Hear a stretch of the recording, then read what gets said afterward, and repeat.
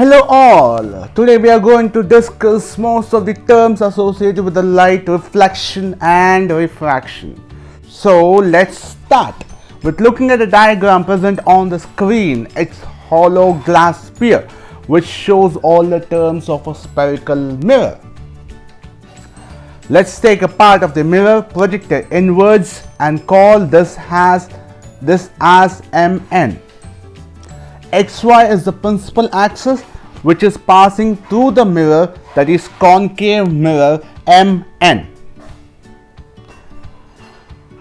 A pole P is present at the center of the concave mirror. A pole P is present at the center of the concave mirror.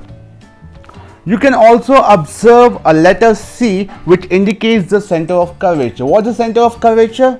Center of curvature is nothing but the center of hollow sphere in which mirror is a part of it. So let's discuss about the other part, that is nothing but convex mirror, the terms related to convex mirror, and you'll find out over here that the same thing is observed, but the center of curvature, the radius of curvature, the focus are on the other side of the reflecting surface. Now both are present on your screen and you can compare them easily. Okay, there are some definitions on the screen and I want you to read them carefully. Consider an extended object of finite size placed in front of a spherical mirror. Each small portion of the extended object acts like a point source. An infinite number of rays originate from each of these points. The scientists have extensively studied all the rays possible, and out of this all the rays possible, they have taken out some common rays.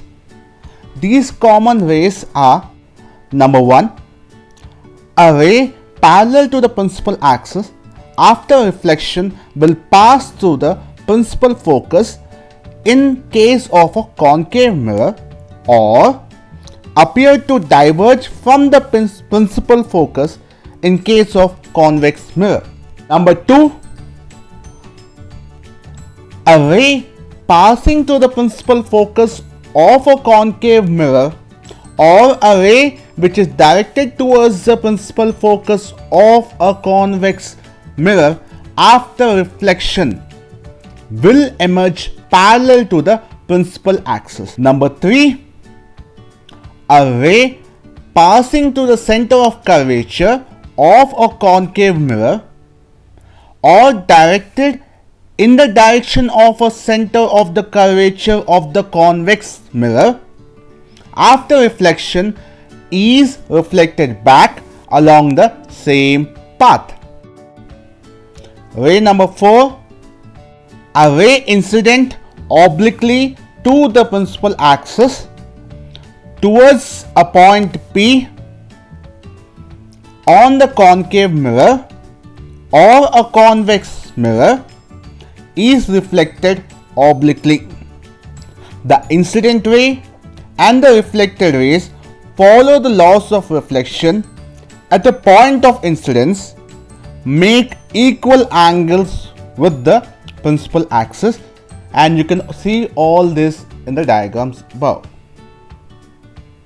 Here I have given the definitions of object image.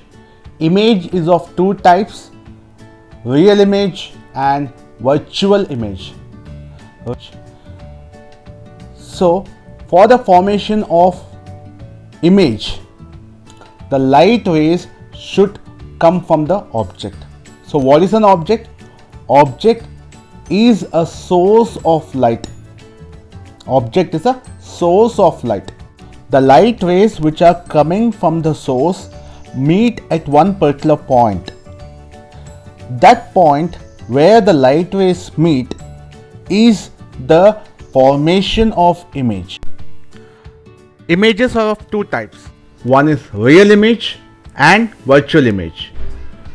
real image are inverted, that is upside down, whereas virtual images are same. Okay, let's discuss now image formation in case of concave and convex mirrors.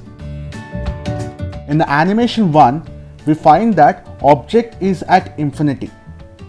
Infinity position means is somewhere very far away. Only the light rays which are coming from the object can be detected. So both the light rays which are coming from the object at infinity are parallel to each other. They strike the concave mirror, reflect and meet at one particular point, that is focus. The size of the image is point size. It is highly diminished, real and inverted.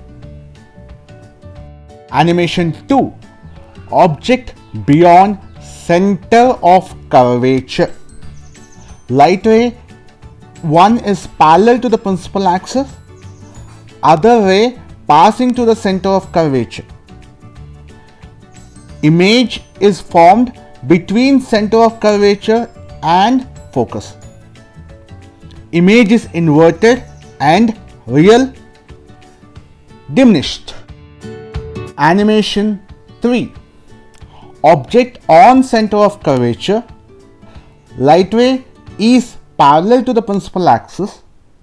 Another ray is passing through the focus. They strike the concave mirror and meet at center of curvature. Image formed at the center of curvature, same size, real and inverted. Animation 4, object is present between center of curvature and focus. Light ray parallel to the principal axis strikes, passes through the focus. Another light ray strikes the mirror and passes through the center of curvature. They meet at a point where the image is inverted, real, enlarged. Image is formed beyond center of curvature. Object is at focus. Light ray is parallel to the principal axis, strikes the concave mirror and travels through the focus. Another light ray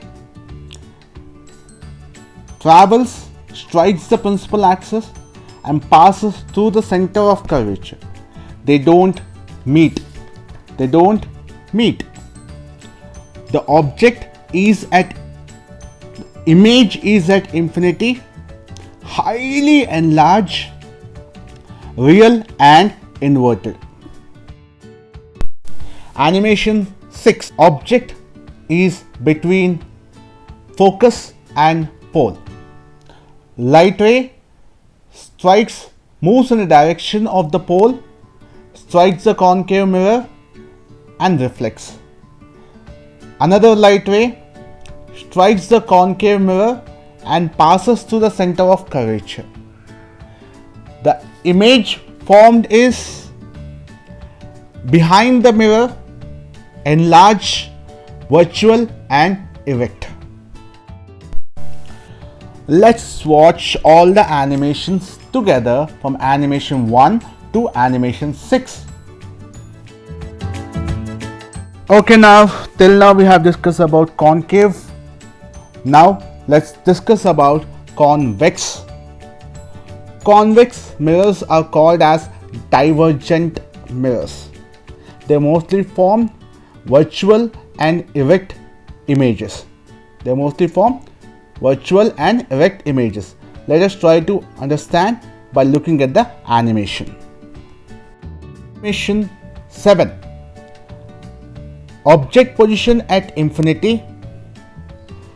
Two light rays will travel parallel to the principal axis, strike the convex mirror, get diverged. The image is formed at focus. It's highly diminished, point size, virtual and erect. Animation number 8. Position of object is between infinity and the pole. That can be anywhere. Position of image is between pole and focus. That too behind the mirror. Size of the image is diminished, virtual and erect. Nature of the image is virtual and erect. That's all for now, for today. In the next class, we'll be discussing about uses of concave and convex mirrors, sign convention, magnification, along with a numerical. Then we'll give a brief introduction of refraction of light. Thank you.